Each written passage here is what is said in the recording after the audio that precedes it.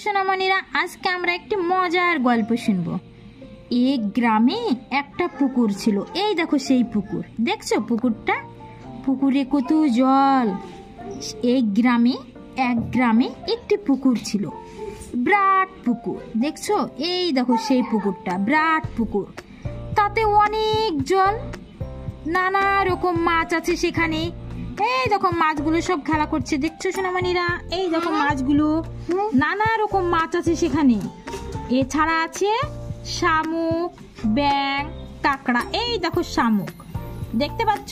এই দেখো শামুক, এই দেখো নানান রকমের মাছ, এই দেখো ব্যাং আছে, কাঁকড়া আছে, দেখছো? তাহলে পুকুরের আশেপাশে নানান ধরনের গাছও আছে। এই দেখো গাছ, পুকুরের আশেপাশে সব গাছ, এই দেখো গাছ, নানান ধরনের গাছও আছে। হরেক রকম পাখি বাস করে ওইসব গাছে। ওইসব গাছে অনেক ধরনের পাখিও বাস করে। একটা বকও সেখানে আছে। এই দেখো সেই বকটি, এই দেখো পুকুরের ধারে একটা বকও সেখানে বসে থাকে, সেখানে বাস করে, পুকুরের ধারেই বাস করে। সে পুকুরের মাছ খেত। এই বকটা পুকুরের মাছ খেত, জানো?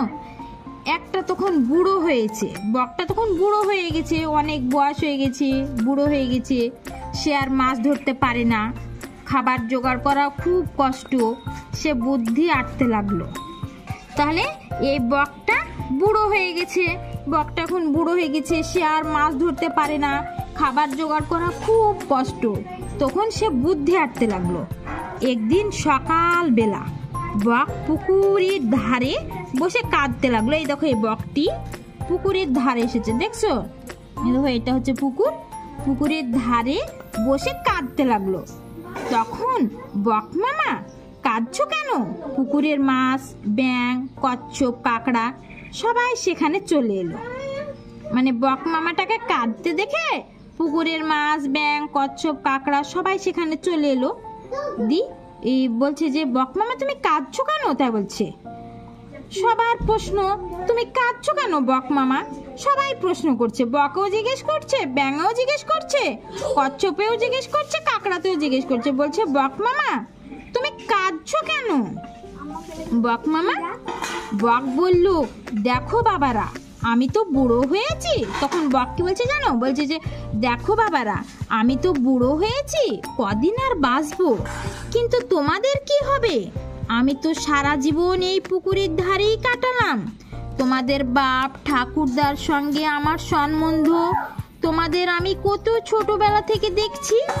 আমার কান্না তোমাদের জন্য। সবার প্রশ্ন, কেন কেন? বলো কি ব্যাপার? বক বলল, কালে জ্যোতিষীর সঙ্গে কথা হলো।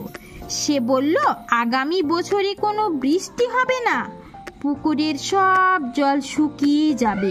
তখন তোমাদের কি দশা হবে জানো? আমি তো এজন্যই কাঁদছি। সে কি?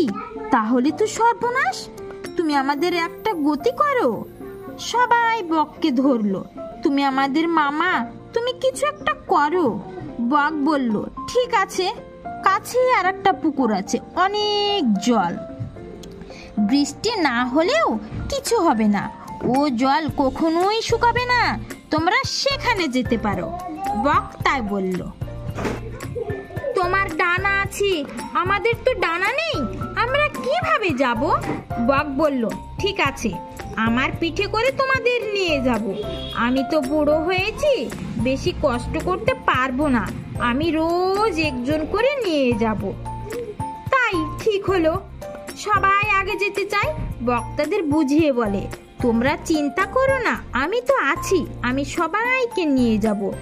সকাল হলে বক পুকুরের ধারে চলে আসে। এসে দেখে অনেকেই যাবার জন্য তৈরি। বক একটা মাছ কেনে। এই দেখো সেই বকটা, বক একটা মাছ কেনে। কিছু দূরে গিয়ে মাছটাকে পাথরে আছাড় মারে বকটা। মাছটি মরে যায়। মনের সুখে সে মাছ খায়। এভাবে বেশ চলছিল। বুড়ো বকের কোনো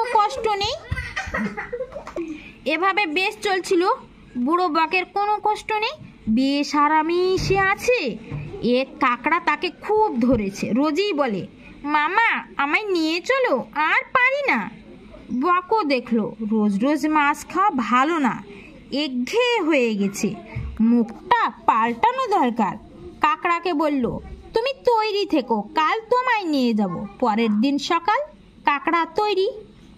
বক আসা মাত্র কাকড়া তার পিঠে উঠে বসলো। কিছুটা গিয়ে কাকড়া দেখে পাথরের ওপর মাছের কাঁটা আর রক্তের দাগ। সে চমকে উঠল, বককে বলল, মামা পুকুর আর কত দূর? এই দেখো কাকড়াটা দেখবে। বক কাকড়াকে পাথরের কাছে নিয়ে গেল, বলল, এই তো বাছা এসে গেছে, এবার তোমায় পুকুরে ফেলে দেব। বক মনে করেছিল যে কাকড়া জলে থাকে, ডাঙ্গায় তার কোনো শক্তি নেই, সে তাই মনের কথা আগেই বলে ফেলল। কাকড়াও বকের শয়তানি বুঝে গেছে, সে আর দেরি করলো না। তার 4টে দাঁড়া আছে, তাতে প্রচণ্ড ধার। সেই 2টো দাঁড়া দিয়ে বকের দেখো সরু গলা চেপে ধরলে, দেখো বকের সরু গলাটা চেপে ধরেছে জোরে, খুব জোরে। ব্যাস, বকের দেহ আর মাথা আলাদা হয়ে গেল। বেশি চালাকি করতে গিয়ে সে মারা গেল। এই গল্প থেকে তাহলে তোমরা কি বুঝলে সোনামণিরা? অতি চালাক হতে যেও না, অতি চালাকের গলায় দড়ি, বুঝলে?